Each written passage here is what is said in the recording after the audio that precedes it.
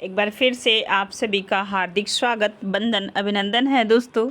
आपको बताना चाहेंगे कि आज का जो यह प्रश्नोत्तरी होगा वह भारतेंदु युग पे होगा। भारतेंदु युग पे होगा। अब तक हमने आदिकाल, भक्तिकाल और रीतिकाल तक की प्रश्नोत्तरी कर लिया। हम क्रम से प्लेलिस्ट बना दिए हैं, आप जाके ज़रूर देखिएगा। तो आज हम भारतेंदु युग पढ़ेंगे और आपको बताना चाहेंगे कि भारतेंदु युग पढ़ने से पहले आदिकाल के बारे में कुछ महत्वपूर्ण पंक्तियां हैं, उसे हम लिए हैं, फिर आएंगे प्रश्नोत्तरी की तरफ। चलिए आइए देखते हैं कुछ महत्वपूर्ण पंक्तियां जो बार बार परीक्षा में पूछी जाती हैं, है ना। तो देख लेते हैं जल्दी जल्दी, इसके बाद हम करेंगे जो है कि प्रश्नोत्तरी। देखिए, ध्यान दीजिए।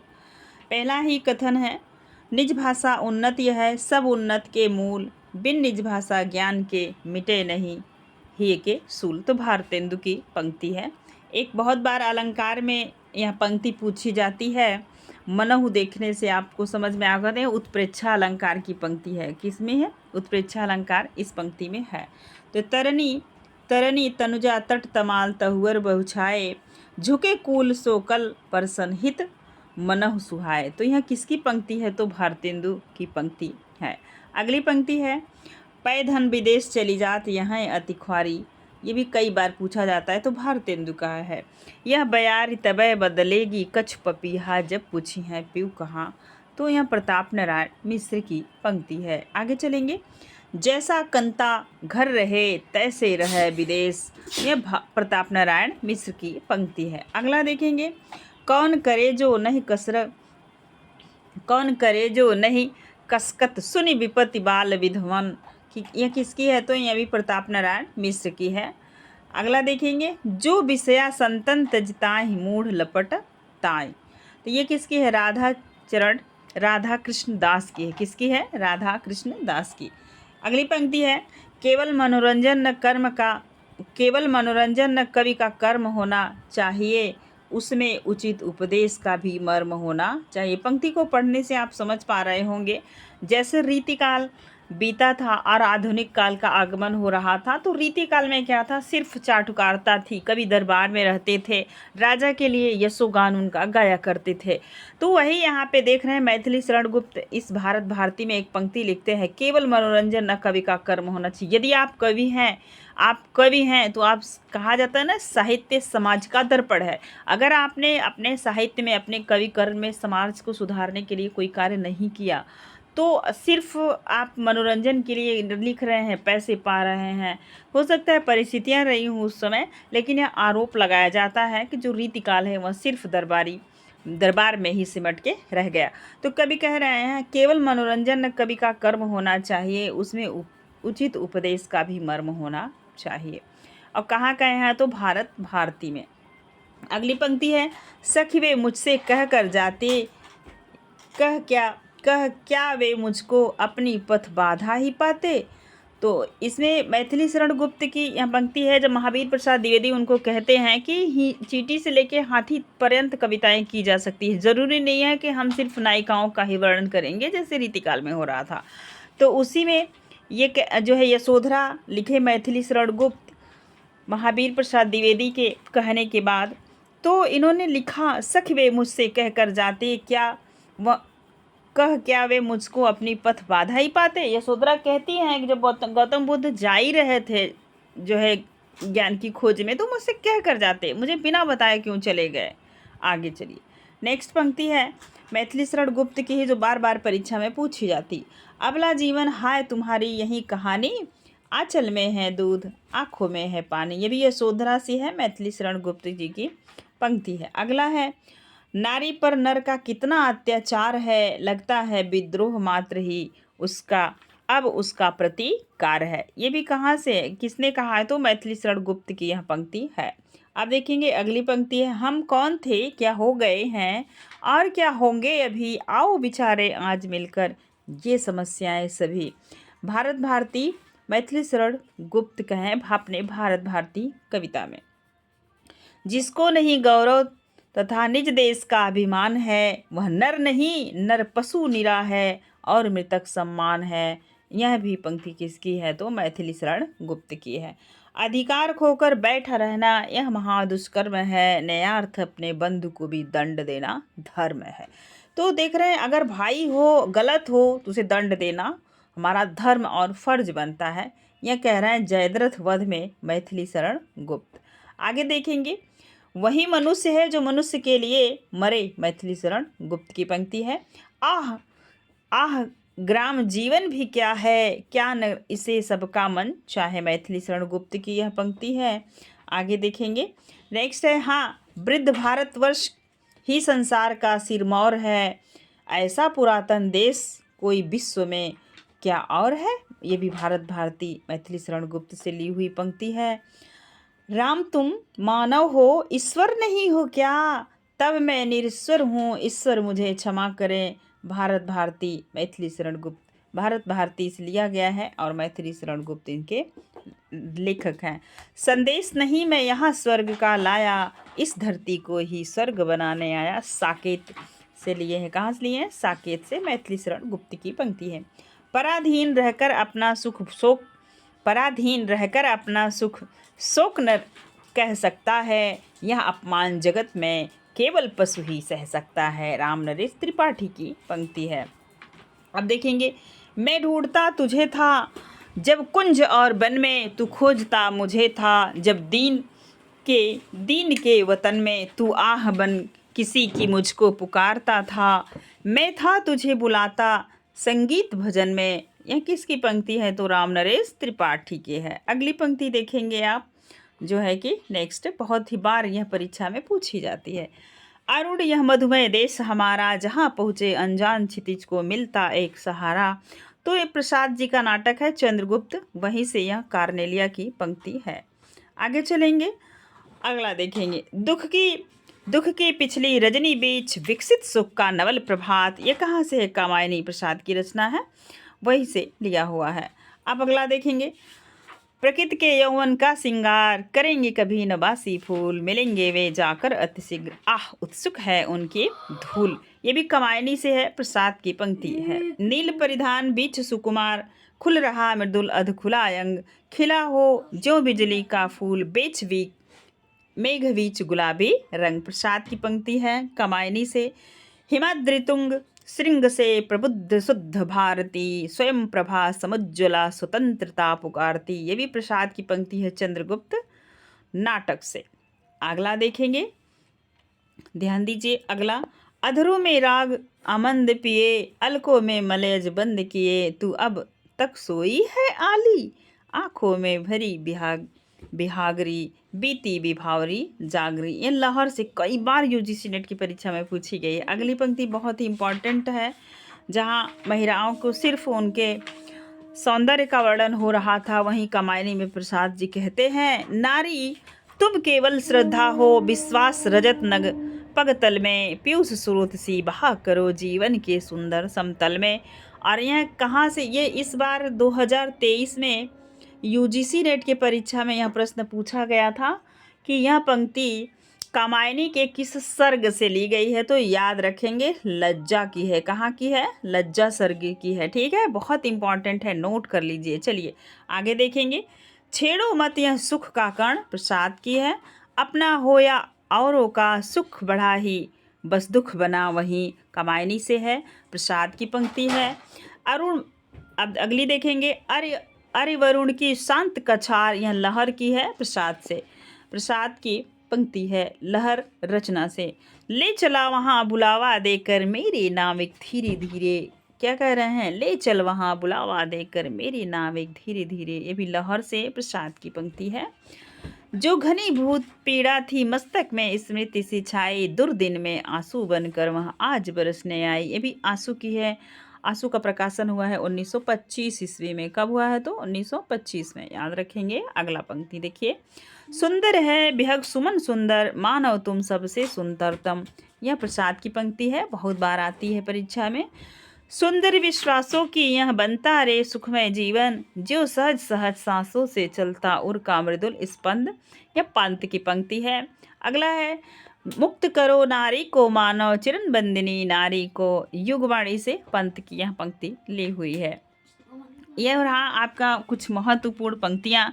अब हम चलेंगे प्रश्न को देखेंगे। आइए, प्रश्नों को देखने का कार्य कीजिए और प्रश्न इम्पॉर्टेंट है, अच्छे लगे तो प्लीज़ लाइक कीजिएगा, एक प्यारा सा कमेंट कीजिएगा।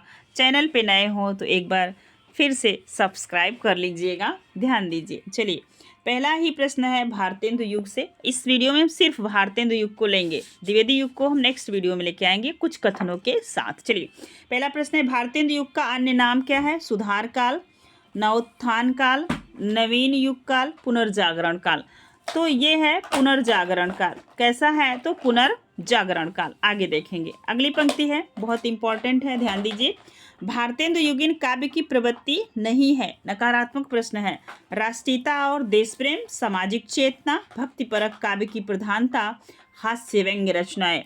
तो आपको सभी को पता है कि भारतेंदु युग में भक्तिपरक काव्य की प्रधानता नहीं थी।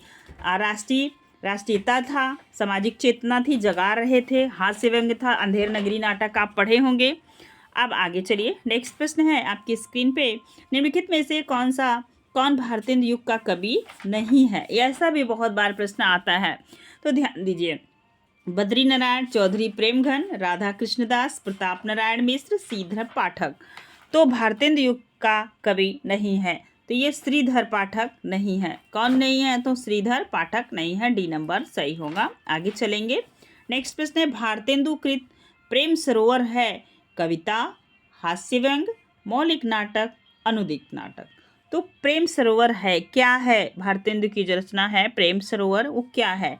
तो यह प्रेम सरोवर है हास्य व्यंग। क्या है? हास्य व्यंग। आगे चलें, अब देखेंगे 4 नंबर का प्रश्न है, 1 मिनट ध्यान दीजिएगा, थोड़ा सा मिस्टेक हुआ है।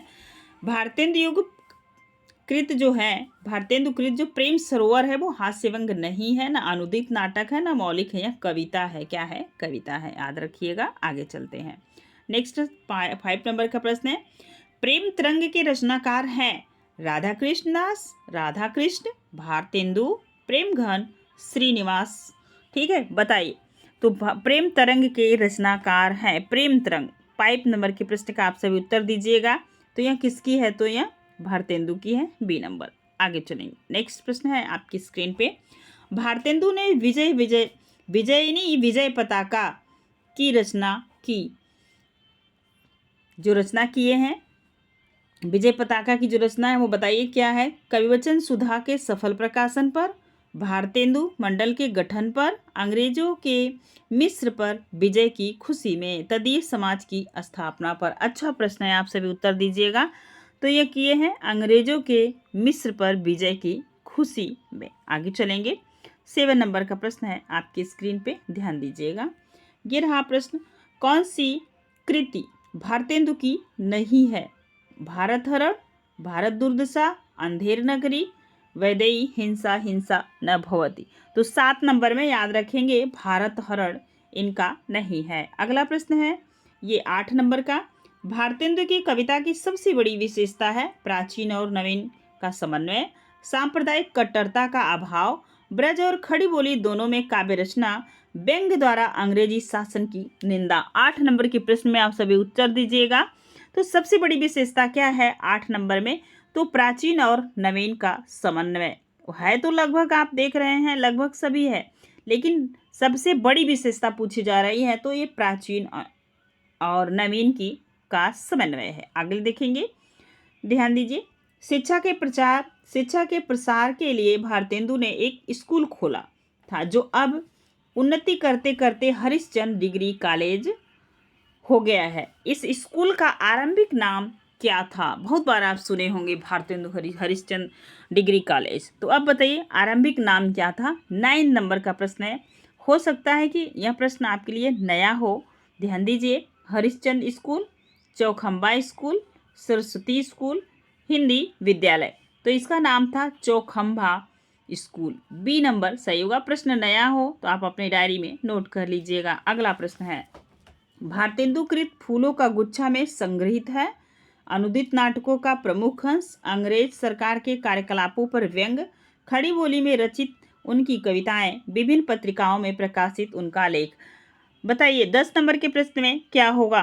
तो क्या होगा? खड़ी बोली में रचित उनकी कविताएं। फूले के गुच्छा में क्या संकलित है? तो ये संकलित है खड़ी बोली में रचित उनकी कविताएं। आप सभी को पता होगा कि जो भारतेंदु जी थे वो कविता खड़ी बोली में नहीं लिख पा रहे थे। उन्होंने लिखा भी है कि उनको समस्या हो रही थी, तो वो अपनी निज भाषा में ही जो है कविता को कर रहे थे। बाकी नाटक वाटक के लिए खड़ी बोली का उन्होंने उपयोग किया।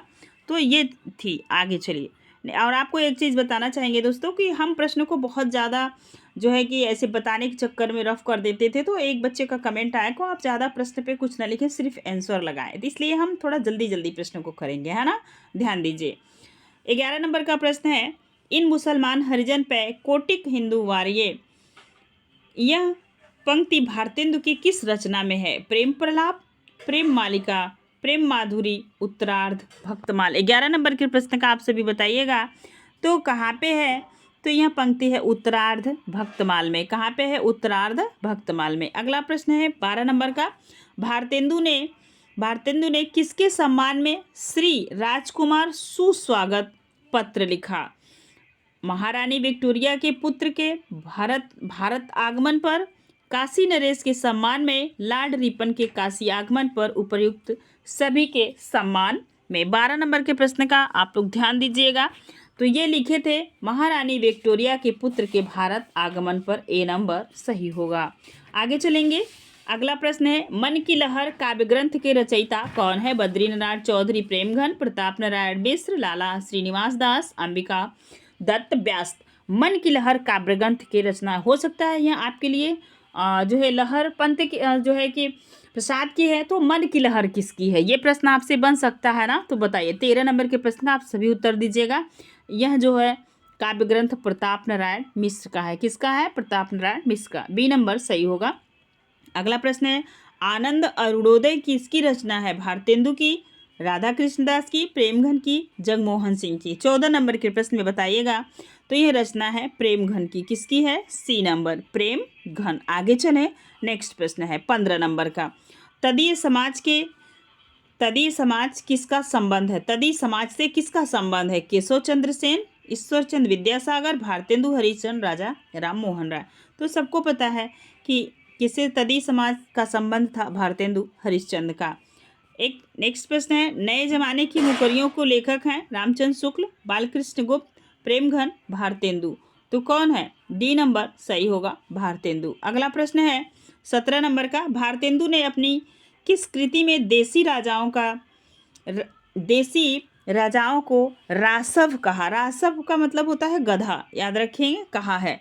तो भारत दुर्दशा, अंधेर नगरी, चंद्रावली, नील देवी। 17 नंबर के प्रश्न का आप सभी उत्तर दीजिएगा। तो ये कहे हैं भारत दुर्दशा में, ए नंबर सही होगा। अगला प्रश्न है, याद रखेंगे, खड़ी बोली के समर्थकों को हठी और मूर्ख किसने कहा? सत्यनारायण कविरत्न, जगन्नाथ दास रत्नाकर, गया प्रसाद शुक्ल स्नेही, शाह ललित किशोरी। 18 नंबर के प्रश्न का आप सभी उत्तर दीजिएगा। तो ये है बी नंबर, जगन्नाथ दास रत्नाकर। जो है कि खड़ी बोली के समर्थकों को हठी और मूर्ख किसने कहा? तो ये कहे थे जगन्नाथ दास रत्नाकर। अगला प्रश्न है, प्रेम संपत्ति लता किसकी रचना है? बद्रीनारायण चौधरी, प्रताप नारायण मिश्र, जगमोहन सिंह, अंबिका दत्त व्यास। 19 नंबर के प्रश्न का आप सभी उत्तर दीजिए। तो यह है जगमोहन सिंह। अगला देखेंगे 20 नंबर का प्रश्न जो आपकी स्क्रीन पे है, आप थोड़ा सा ध्यान दीजिए। ये है और इसके दो ऑप्शन पीछे हैं, हम अभी आपके सामने प्रस्तुत कर रहे हैं। 20 नंबर के प्रश्न में आप सभी को पता है भारतेंदु मंडल के किस लेखक को उस युग का अत्यंत सजग, सतर्क, गहरी सूझबूझ वाला तथा भारतेंदु का सफल उत्तराधिकारी माना है? प्रताप नारायण मिश्र को, लाला श्रीनिवास दास को। आप बताइएगा किसको माने हैं? तो ये दो ऑप्शन आपके इधर हैं, बाल मुकुंद गुप्त को। किसको माने हैं?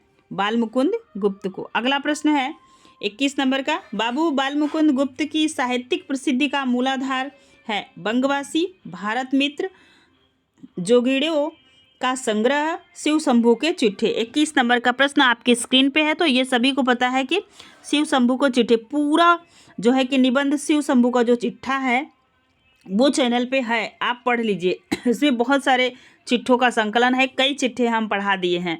तो खासकर शिव शंभू के चिट्ठे को जरा पढ़िएगा आप लोग। और यूजीसी नेट के पाठ्यक्रम में भी लगा हो, अगर आप नेट की तैयारी कर रहे हैं तो आपके लिए और भी ज़रूरी है, ज़रूर पढ़िए आप सभी लोग। भारतेंदु मंडल के लेखकों की सर्वप्रमुख विशेषता रही है इनके कृतित्व में राष्ट्रीय भावना का मुखर हुई है।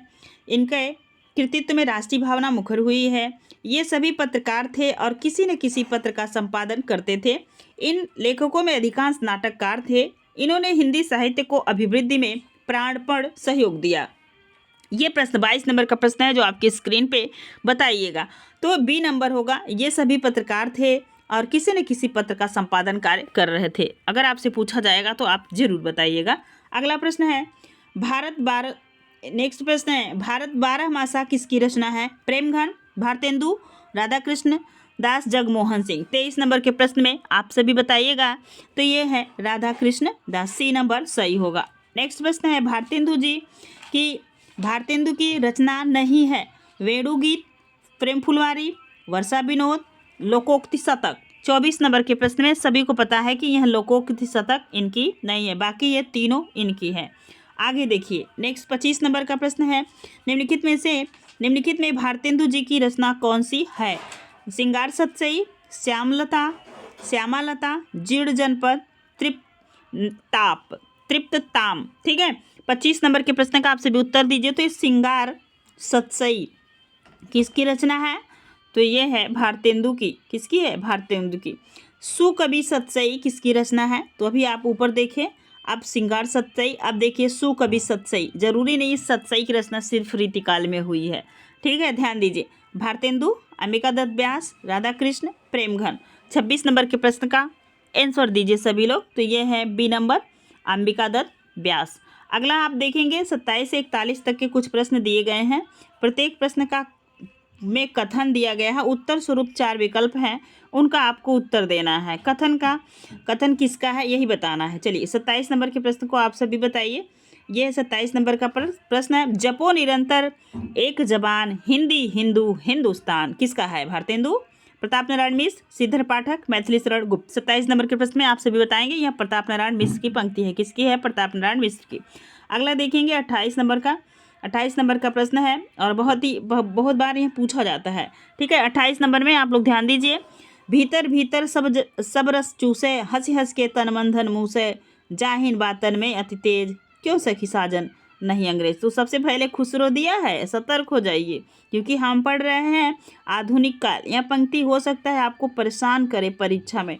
यह भारतेंदु की है। किसकी है? भारतेंदु की। मुकरी उकरी यही लिख रहे थे ना आधुनिक काल में। चलिए ध्यान दीजिए। अगला प्रश्न है, ये है, जैसा कंता घर रहे तैसे रहे विदेश। अभी आपने देखा था। प्रेमघन, भारतेंदु, राधाकृष्ण, प्रताप नारायण मिश्र। तो 29 नंबर के प्रश्न में आप सभी उत्तर दीजिए क्या है? तो यह है प्रताप नारायण मिश्र, डी नंबर सही होगा।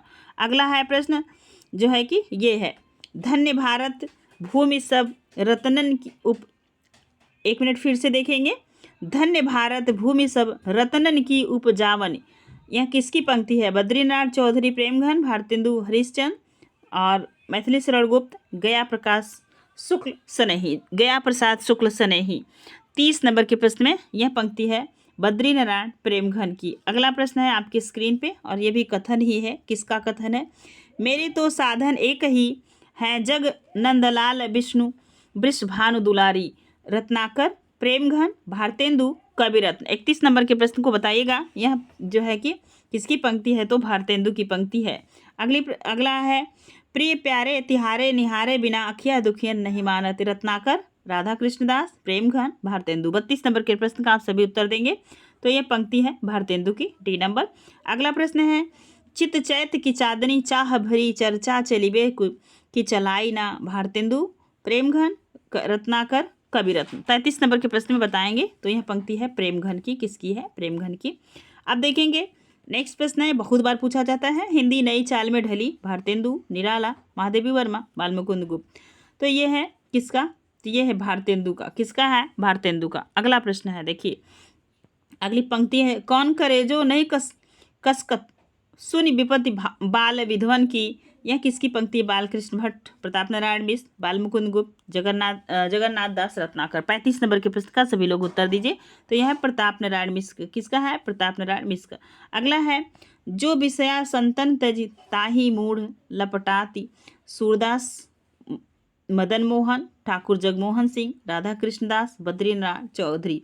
36 नंबर के प्रश्न में आप सभी याद रखेंगे तो यह है राधा कृष्ण दास का। अगला है 37 नंबर का, पै धन विदेश चली जात, यह अति ख्वारी, राधा कृष्ण दास, प्रताप नारायण मिश्र, अंबिका दत्त व्यास, भारतेंदु हरिश्चंद्र। 37 नंबर में सबको पता है, कई बार पूछी जाती है पंक्ति है भारतेंदु हरिश्चंद्र की। आप देखेंगे अगली 38 नंबर, हमरो उत्तम भारत देश, यह किसका है? राधा चरण गोस्वामी, राधा कृष्णदास, बाल मुकुंद गुप्त, भारतेंदु हरिश्चंद्र। 38 नंबर के प्रश्न में आप सभी उत्तर देंगे तो यह है राधा कृष्ण गोस्वामी का। किसका है? राधा कृष्ण गोस्वामी का। ध्यान दीजिए अगला प्रश्न है 39 नंबर का, भारतेंदु युग का साहित्य व्यापक स्तर पर गदर से प्रभावित है, कथन किसका है? 39 नंबर में है ना, यह कथन किसका है? तो नगेंद्र का, डॉक्टर रामविलास शर्मा का। तो किसका है? डॉक्टर रामविलास शर्मा का। नोट डाउन कीजिएगा। आपको बताना चाहेंगे जो भी प्रश्न आपको नहीं समझ में आ रहे हैं और आपको लग रहा है नया है तो अपनी डायरी में नोट कर लीजिए, एग्जाम से में उसे रिपीट कर लीजिएगा, ठीक है। अगला देखिए, भारतेंदु ने हिंदी साहित्य को एक नए मार्ग पर खड़ा किया, वे साहित्य के नवयुग के प्रवर्तक हैं। अब बताइए कथन किसका है? Namvar Singh, Sudan Singh Chauhan, Shukla ji, doctor Nagendra. 40 number के प्रश्न में बताएंगे तो यह किसका कथन है? तो शुक्ल जी का कथन है। अगला प्रश्न है 41 नंबर का, भारतेंदु युग का साहित्य जनवादी इस अर्थ में है कि वह भारतीय समाज के पुराने ढांचे से संतुष्ट न हो रहकर उसमें सुधार भी चाहता है। तो क्या चाहता है? यह कथन किसका है? शुक्ल जी का, द्विवेदी जी का, रामस्वरूप चतुर्वेदी का, डॉक्टर रामविलास शर्मा का। 41 नंबर के प्रश्न में आप सभी उत्तर दीजिए तो यह कथन है डॉक्टर रामविलास शर्मा का। अच्छा प्रश्न है, ध्यान दीजिएगा। नेक्स्ट देखेंगे 42 नंबर और आज का अंतिम प्रश्न होगा। ये 42 प्रश्न हम भारतेंदु युग से लिए थे, अब हम नेक्स्ट वीडियो में लेंगे द्विवेदी युग से, ताकि आपको पढ़ने में आसानी हो, ठीक है। ध्यान दीजिए, आधुनिक हिंदी काव्य का बैताली किसे कहा गया? भारतेंदु को, प्रेमघन को, राधा कृष्णदास को, बाल मुकुंद गुप्त को। 42 नंबर के प्रश्न में आप सभी जानते हैं इसका उत्तर होगा भारतेंदु, ए नंबर सही होगा। आज के लिए रहे ये लगभग 42 प्रश्न कैसे लगे हमें कमेंट सेक्शन में जरूर बताइएगा। पीडीएफ बड़ा है, आप देख लीजिए। द्विवेदी युग को हम नेक्स्ट वीडियो में लेंगे, ठीक है। तो आज के लिए बस इतना ही, फिर मिलेंगे नेक्स्ट वीडियो में। वीडियो पसंद आएगा तो प्लीज़ लाइक शेयर कमेंट अवश्य कीजिएगा। धन्यवाद।